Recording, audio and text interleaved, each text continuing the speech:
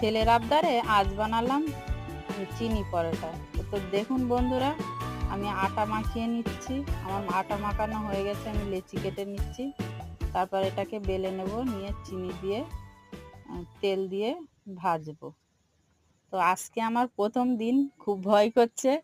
তাই ভালো লাগলে লাইক করবেন, কমেন্ট করবেন, সাবস্ক্রাইব করবেন। তো চিনি পরোটা বানাচ্ছি দেখুন, এইভাবে চিনি বেলে নিয়ে চিনি দিয়ে তারপর এইভাবে মুড়ে চেপে চেপে নিতে হবে। নিয়ে এটাকে একটা ডিজাইন, আপনারা যেরকম ডিজাইন পারবেন সেরকম ডিজাইন বানাবেন। আমি এরকম ডিজাইন বানিয়েছি। তো ভালো লাগছে কি কমেন্ট করবেন, লাইক করবেন।